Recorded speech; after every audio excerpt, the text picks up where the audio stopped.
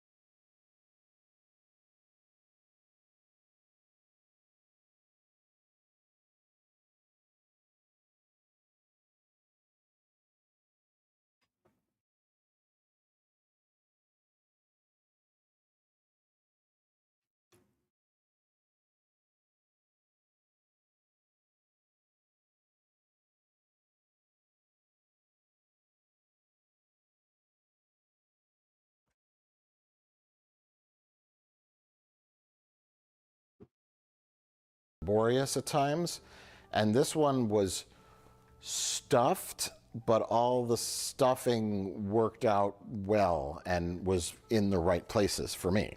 Yeah, I could have done without Florence Pugh. It was like one step too far, where it's like, we got all these other characters showing up, like, we don't need her. This was just an exposition scene. Oh, sure, but it felt like, yeah, we got to put her in there, and then we have the Hulk in here, and then we have the Punisher.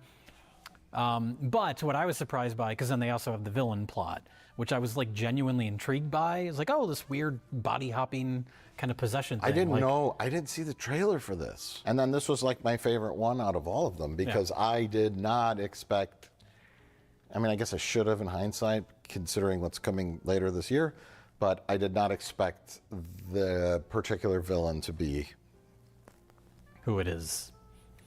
Spoiler? Well, we'll get into spoilers in a little bit, I guess. We'll talk a little bit more. People probably know. But yeah, tying in, because the end of the last movie, to I don't save know. I have the not paid world, attention. Peter Parker has to have Dr. I know Strange nothing. cast a spell that makes everyone forget that Peter Parker exists. So then you're going into this movie where he doesn't have his girlfriend, he doesn't have his best friend, he's completely alone. And I was like, That'd be I'm depressing. curious how they're going to deal with that. Why would anyone exist? I thought they just... I didn't know this. Mature. I thought that Doctor Strange had cast a spell that made everyone forget that Spider-Man is Peter Parker. I didn't know that he just erased Peter Parker's existence. I would die. Like, why am I here? Okay. Instead, honestly, I would have been like, Doctor Strange, can you just take me to another universe? Same result. I don't know. Than I was expecting. They didn't do a cop-out. It was handled pretty well. And not like wrapping everything up in a neat little bow. So I appreciated that, but then to also have that aspect of Peter Parker feeling so alone and conflicted tie in with the villain's motivation. It's about discovering that even though you feel alone, you're not truly alone. Sure, and that's, I mean, If I feel it's alone, I'm corny or basically what's It's not alone. about family. It isn't about family, thank God. And that's what's so powerful about it. And it's not about trauma. Every movie now is about family or trauma or family trauma. It's a little trauma, but it's more complex than just basic trauma. And then it's not just villain of the week wants revenge. I mean, our villain wanted to find answers, Yeah. which kind of turned into revenge. But spoiler alert, the villain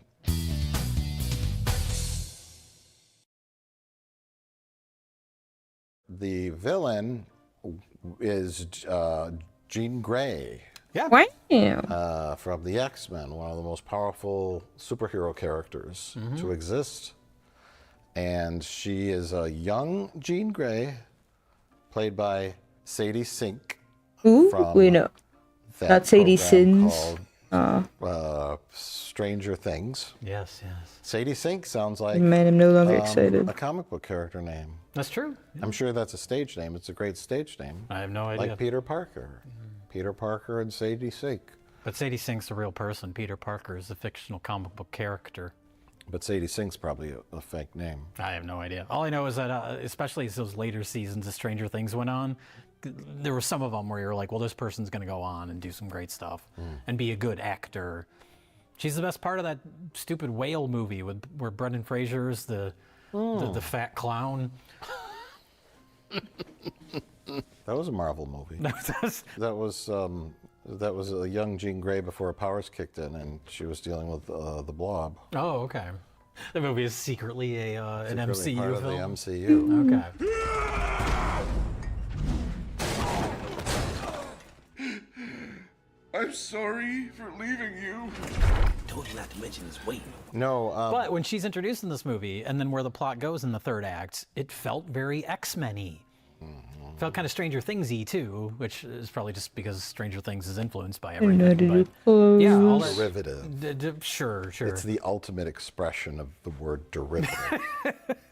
No, I know what you mean, because like the mutant trapped in the lab being studied by, you know, I knew when I saw Mr. Milchick on screen. The minute he walked on frame. He's up to no good. He's lying. This whole, especially They like dare they just set give that her up, like tummy.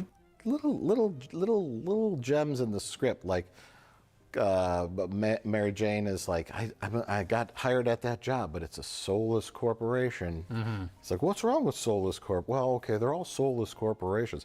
It's like that line and that whole little bit was in there to kind of put that seed in your mind to not trust the Department of Cleanup or Department of Damage Control, which yeah. I don't know if that's a comic book thing or not, but I know there's a whole like comic book series about like a team of people that goes out and cleans up after superhero messes. yeah, I don't know if that's called Damage Control or It not. might be, but I love that they show the damage control sign. This I laughed. 'Cause Why am I it's also a reminded very of this subtle other joke. show? It wasn't like hitting you over the Yeah, head I'm with drawing a on the wrong hammer in layer. this Right. Yeah. randomly, but it was like, Had, like, a Department of Sandman Damage Control, and then guy. it pans up and the building just goes up forever. And I'm like, okay, that's funny. That's funny. I had a blank layer. That's No? funny. Yes. But it's a cover. It's a cover for secret research on how to contain, control, manipulate, extort the powers of blah blah blah blah blah. Kind of like Restrain the powers of. I feel like that's always in those those are X-Men the movies. the villains in the X-Men movies. Yeah. They're both, you know, bad villains and then bad mutant villains, good mutant heroes. But there's always like the government entities, the senators and the companies that want to try to suppress the mutant powers. Yeah. Was that the third X-Men movie where they develop a serum or something that can cure you of your mutant powers? Yes. And that classic third film Yes. in the classic X-Men trilogy that is like 15 movies. In all my The third X-Men movie is imaginations, very thinly veiled. government's just trying to Repressing use the or powers for controlling homosexuals. military. They're trying to change them, I guess, convert them, right? Which one is that line where one of the parents of a mutant What is is like, it have in you The tried not being a Boys? mutant? Yeah. Is that the second one? Yeah, and the boys, second or they have like third. they Yeah, I can't artificially remember. I think it might create be the second some, one, or 'cause that's all the of them. really good one. It's Is Stargirl artificially this mutant made? problem is a little. What mutant problem? I have not watched any of those movies in a really long time, knowing what we know now about the filmmakers, I'd be curious to go back and see if there's any sort of different way to look at it, other than just like basic suppressed homosexuality. You're talking about a certain man with the initials BS? Yes, yes. Okay. Yeah, maybe. I don't know if there's, because I know the commentary track for the first movie. A lot of handsome boys in all those movies. In all of that guy's films, but the commentary track for the first movie I know is it's Bryan Singer. It has to be dipped. And then for some reason, for no reason, a guy who had nothing to do with the movie is also on the commentary track. Just a very good friend of his. Same by the person, but name of that's Brian shading. The end.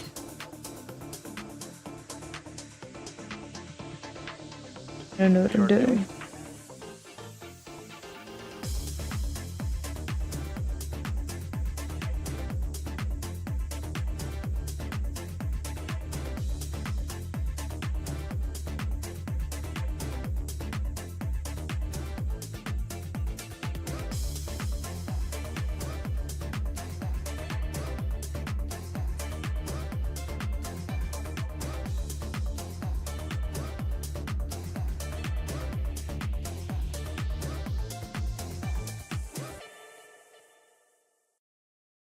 I think that that era of the X-Men's done. Well, I don't sort think- of. Well, sort of. They're I guess. coming back for Doomsday. They got to keep dredging them up. Some of I them. don't know what to do with her. So Patrick Stewart and shorts. Ian McKellen is, and what's his face is Cyclops. James Marsden, yeah. Yeah, I know they didn't ask Famke You know, the Janssen always back. question is hands in front Mystique's of back, too. or behind. Which Mystique? Rebecca Romijn. Oh, okay. Really? Yeah. Oh, I didn't know that.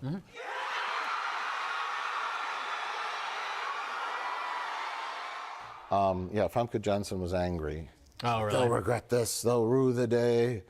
And then they're like, "Well, didn't you die?" But That doesn't matter. That's the thing is, I don't know. Patrick Stewart's died like 5 times in that franchise.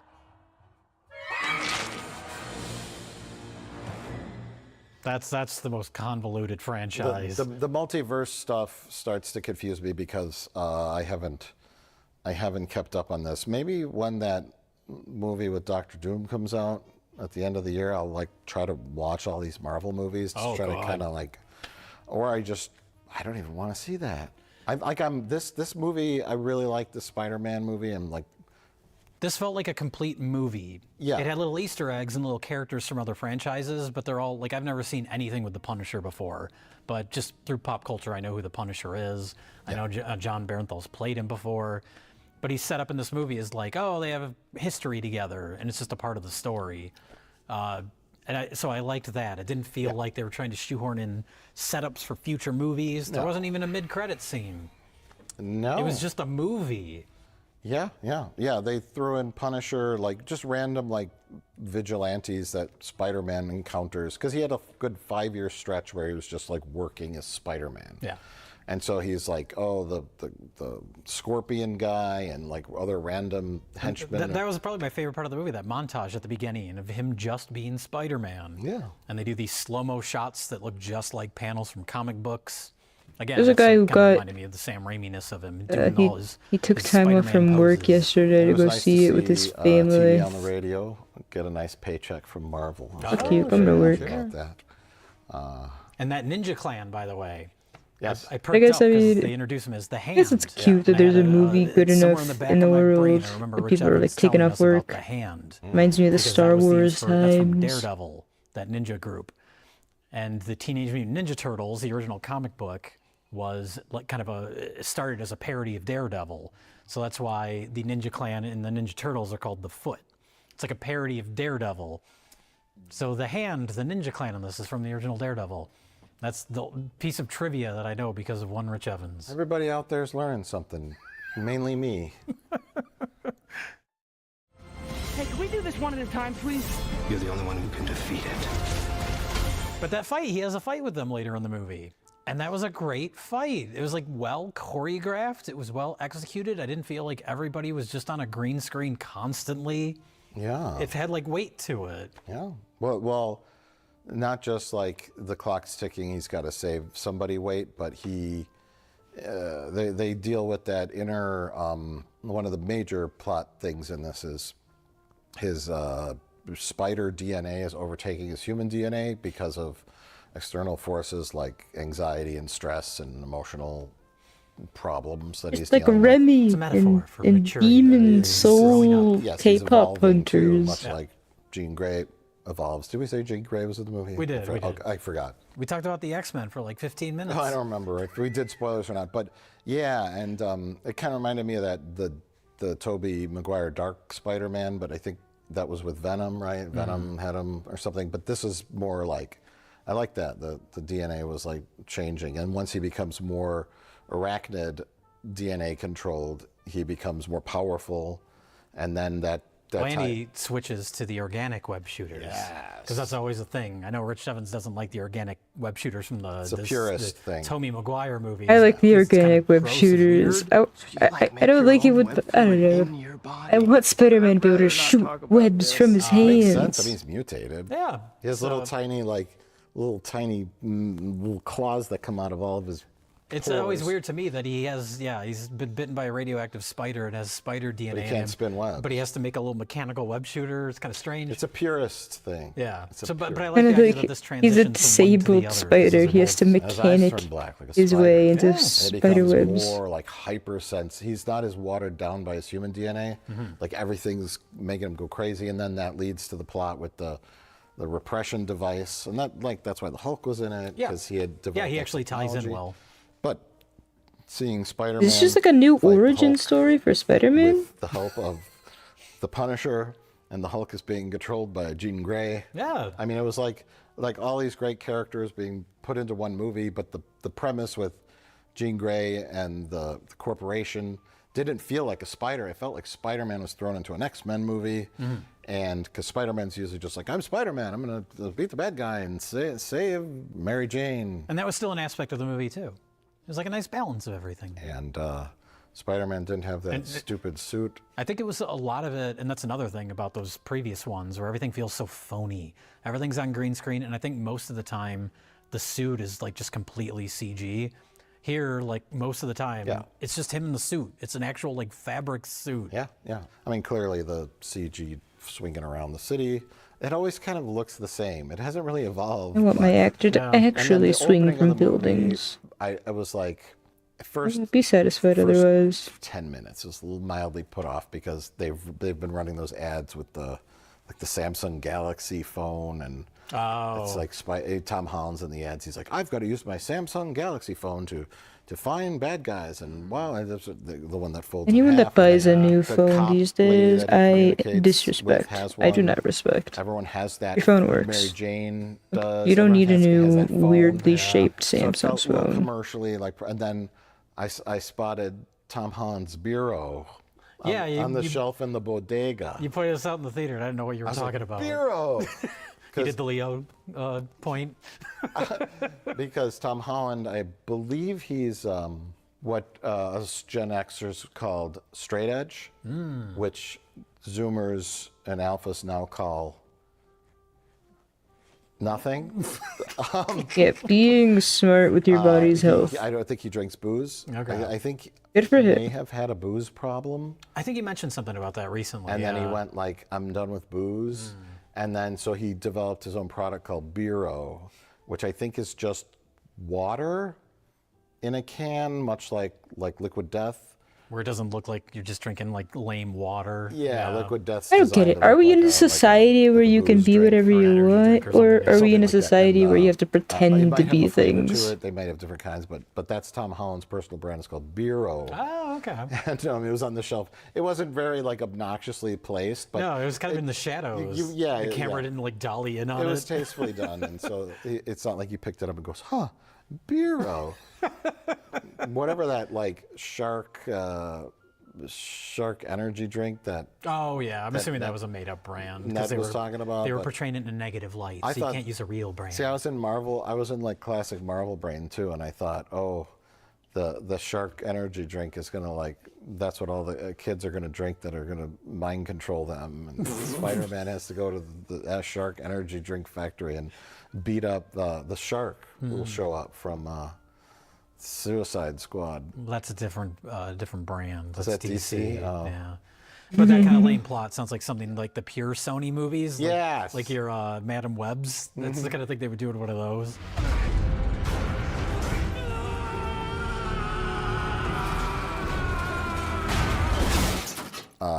But yeah, no, this was a fun little mystery adventure. The body jumping person, I didn't know what that was until he said her name, and I was like, oh, neat. Huh. And in the end, they show Jean Grey, and she's on a bus, and the bus is driving through what appears to be rural upstate New York, going to you know where. I don't know. Canada? No. But that's something I wanted to mention. Like, and Rich and I have talked about this. I don't remember which video, but we were saying like Marvel needs to take a break from all these characters. They're bringing back Captain America, Steve Rogers, blah blah blah. Maybe make an X-Men movie. Take a little break from all these characters. And this new Spider-Man movie is predicted to make like $100 gazillion this weekend, like an insane amount of money. Can it please make more than the it's been Odyssey? 5 years since the last Spider-Man movie. People missed him. Sorry, you were going to say take a break? What? Well, that's what I mean. They took a break from Spider-Man. I know there's been other Marvel products, but there hasn't been a Spider-Man movie in like 5 years. So you build up an anticipation when he comes back. The year that Guardians of the Galaxy 3 came out, that was like the only Marvel movie that year that actually like did well financially. Yeah. And that's, I think Spider-Man's in a similar boat where both those franchises are like, well, people just like those on their own. They're not seeing it out of loyalty to Marvel. They're seeing it because they like Guardians of the Galaxy, or they're seeing it because they like Spider-Man. There hasn't been a Marvel movie other than maybe the Eternals. And then there's that other like Captain Phasma, what's her name? The one that is all powerful. Brie Larson plays her. Oh, Captain Marvel. Yeah. Yeah, they did the Marvels. The Marvels. That didn't do well. And the Eternals. And that didn't do well. But there hasn't been like a mega disastrous flop like Supergirl. No, nothing that bad. But they've all been like middling, and no one really was excited about the Thunderbolts movie. The Thunderbolts movie was kind of fun. It was a decent movie, but it didn't do great. Yeah, like, yeah. That's why the doing the Doomsday movie feels like such a desperate attempt. We're bringing back all the ones you like. We're bringing back all the X-Men that you like. It just feels so desperate. In a way that this like, I'm already confused. Is Doomsday going to be like a connected to this Spider-Man in some way? It's a solid like superhero movie. That's because it's about like Spider-Man. It's about secret identity, like protecting those people you love. Because there's a lot of talk about him taking his mask off. And a lot of times with the Marvel stuff, it's just about them fighting the bad guy, and this is just a little more introspective. The humanity gets lost. Yeah, there's more. And it humanity. has all those. I love those little Sam Raimi moments of him just having little interactions with just like bystanders on the street. You okay, kid? Yeah, you're okay. See you later. Yeah, I hate his voice. That's Spider-Man to me. Like that's what I think of in all those Sam Raimi movies. Yeah. And this movie has those little moments. There's a part when he's leaving the office of the Severance guy. And there's the two guys guarding the vault. Milchick, yeah. But there's those two guys that are guarding the big vault door. And as he's walking by, he's just like, "Hey, you guys are doing a great job." And just like little Spider-Man moments. Yeah, because he's your friendly neighborhood Spider-Man. Little touches of humanity that kind of elevated it. Yeah, but he's also. I think I'm so tired of quippy characters that I would hate that. His lost love, MJ, who he can't have. So there's some emotional weight there, and it's good. It's good. It's about more than the bad guy. I didn't know we'd be targeting teenagers. They're teenagers now, but in the future, they have powers, and they will try to destroy me. I will not give up everything I've built and have my life cut short. It's a pretty good Spider-Man movie. That's a very good Spider-Man movie. Yeah. In terms of a movie that's a Spider-Man movie, to me, it was a very good Spider-Man movie. Yeah, when I was watching all the other ones were pretty good and fun and watchable. Well, they're lacking that grounding of, like you're talking about the suits, like it feels like an Iron Man Jr. suit. That's what stood out to me in rewatching the last one.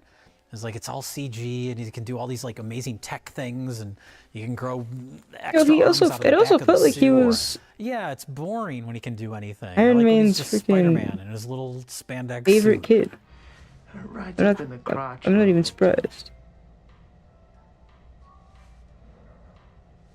Maybe it's strange that the Punisher is used mostly as comic relief in this, like the way he's presented. I don't know how accurate that is to how he is on his own show or whatever. I have no clue. It's probably not accurate at all. But the Punisher is like, he's the dark, brooding, violent character. So having him mainly be comic relief is kind of strange, but I didn't mind it in this movie. I think they know that the Punisher property is maybe not all that valuable in the grand scheme of things. That's why he's a streaming show, not a movie. Yeah.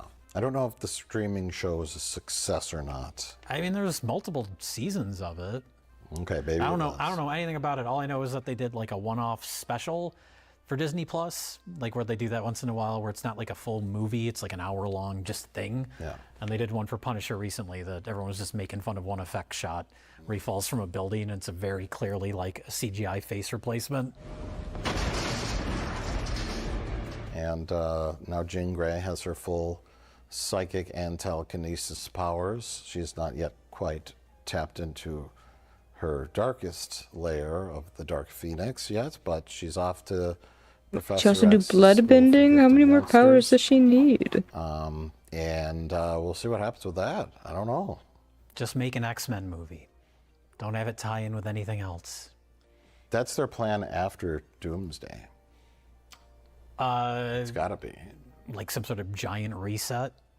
They have to. Because it's like the X-Men, if they establish that Jean Grey is, what, 16, 17 years old, whatever the hell, however old she is in this, and then they have an alternate universe Professor X that's young and not Patrick Stewart. Mm-hmm. And then you can kind of just sort of like pass that torch, because Chris Evans and like Mark Ruffalo's looking grandpa aged.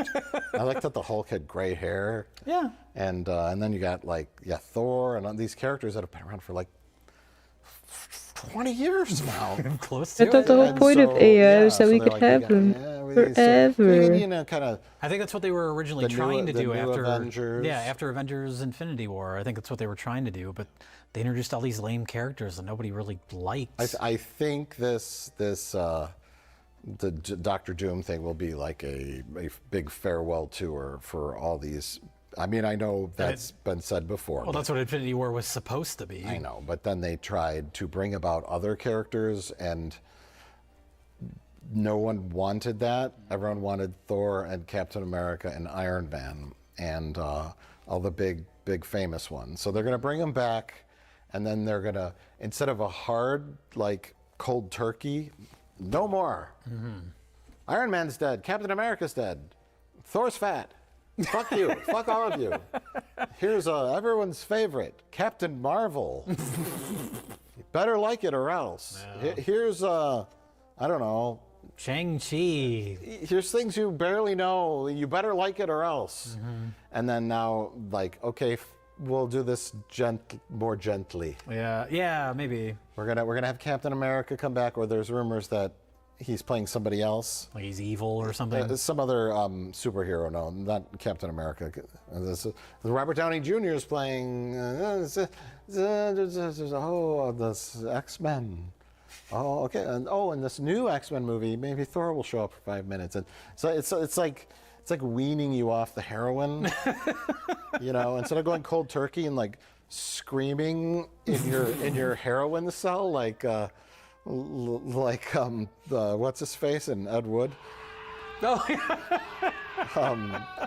I don't want Captain Marvel. You titrate the doses of Suboxone until you're off the H, and then you could kind of ease into new characters and new. So they're taking advice from the Betty Ford Clinic here, Jay. They cut everybody off, and everybody started sweating and vomiting and screaming while tied to their hospital bed. Okay. And the results were not good. So now they're putting that they're tying everybody off.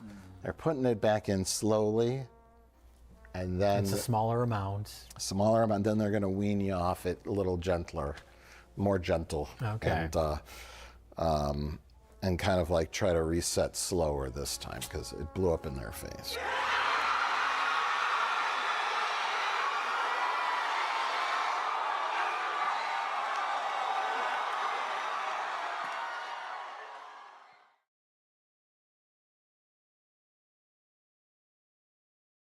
What are these movies? So many movies have come out recently that you probably haven't even heard of. Did this play in theaters? Maybe? Did it make any money? It lost tons of money. It lost all the money. What are these movies? What is it? Where did this come from? Who made it? Who saw it? Even God doesn't know. This movie came out when? What about this? Where is it? Who paid for it? Did the cast and crew work for free? Now I know why actors do GoFundMes for their coffins. This one's got movie stars. You've never heard of it. How? Why? What about this one? I'm not watching with my eyes, so I didn't realize Is they real? they were showing covers. Does it movies? Oh, then there's this. Tell me about it, sailor. Where do they come from and how do we stop it? Why don't they make this? 77,000. Welcome. Someone got paid to make the poster. Maybe the movie doesn't exist. I don't know. No one's seen it. Did this play at your theater? Don't lie. That is horrifying.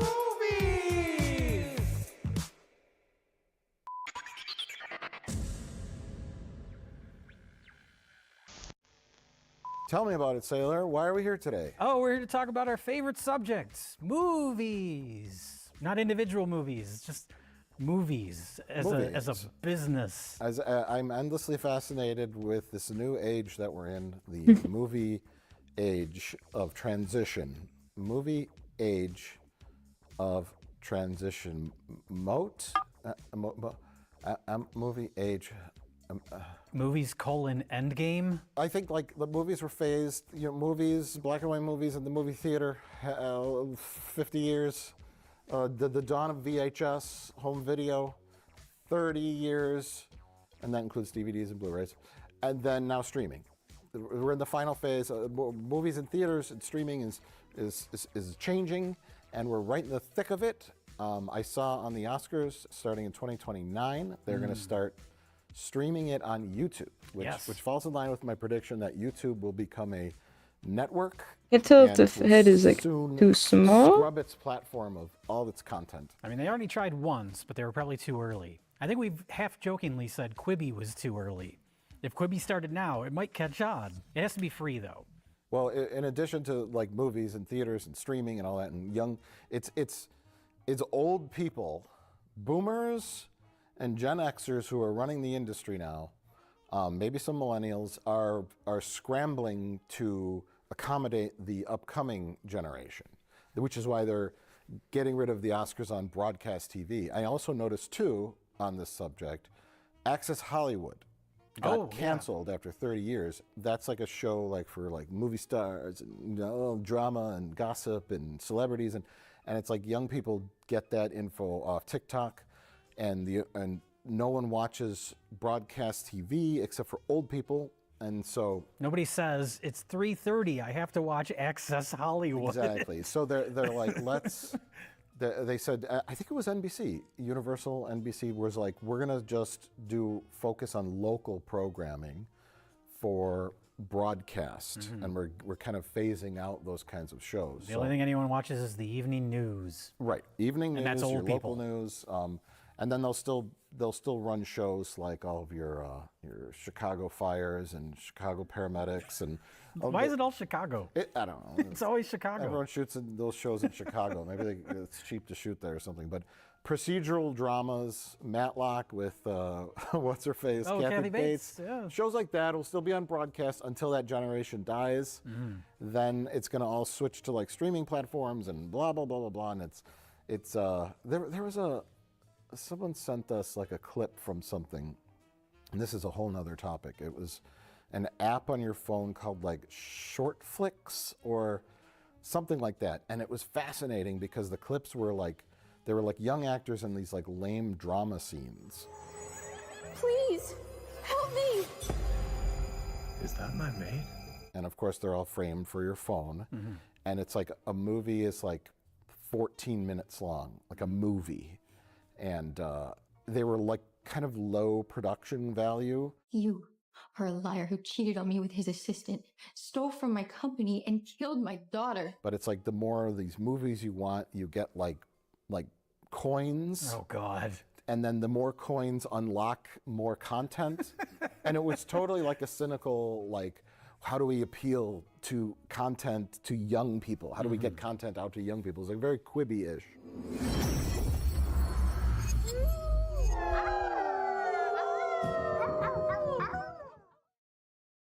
So anyways, the point was of our intro, transition. We're in a transitionary period where it's all kind of rough. Yeah, I feel like my nib is like more wobbly than ever. Which I think in the long run they probably won't. You gotta believe I'm not redoing everything about the age of like the way movies have always been. Like that's basically over. But we've said like if you want to keep theaters alive, you need a mix. You need the big tentpole movies mixed with mid-budget movies. But I think we need to amend that because as the intro showed, what are these movies? These are the tentpole. Only tentpole movies. Everything else goes to streaming. I think that's the world that it's going to be soon. Of course, there's things like this. The Super Mario Galaxy movie coming out is guaranteed. A Jurassic World, whatever kind of IP is guaranteed tentpole. But then there's like every now and then there's one that just kind of pops. Well, there's like Sinners. Sure. Like that did really well. That I think was also guaranteed. Because of the stars in it and the Ryan Coogler, directed Marvel movies. Yeah. The studio didn't take a chance on like an unknown filmmaker. There's someone who's made Black Panther movies. Right. So there's that, but it's still an original idea. The idea doesn't matter. I put it in a like a top tier category, and then there's like movies with just like fading stars and celebrities that just kind of have a name, and then it's like no one goes to see them. That's how you end up with like the Kevin Costner, what was it, Horizon? It was meant to be a 3 or 4 part movie series. And that's Kevin Costner, the Ego Project. Yeah. And it came out, the first one did so bad that they now haven't even released the second one, even though it's done. Yeah. They just haven't released it because they know it won't make money. There's some that are just like admittedly low budget movies that have a star in them that maybe give it a shot in the theaters and then kind of like mainly rely on streaming, I think. But then there's ones where it's kind of baffling that they put that much money into something. And this is just, this problem just ties, I think, both of our brains in knots here because I'm always trying to figure out like what was the motivation of putting that much money into this, knowing like when you put stuff in theaters, who knows it's there and how? That's the big thing when we say what are these movies is that there's apparently no advertising anymore. Do you put an ad in the newspaper and then the olds show up because they saw it in the newspaper? You're asking how people are advertised to. And that's a very good question because I never ever know what movies are coming out unless I go to the website for the local theater company and I look at what's playing now in theaters or I look at like what's coming. And I scroll through and I'm like, I don't know what any of this is. What are these movies? I never see ads on broadcast TV for movies, and I do watch broadcast TV. I watch local news and whatever, and I never, ever, ever see an ad on TV because I have cable. Yeah. Never.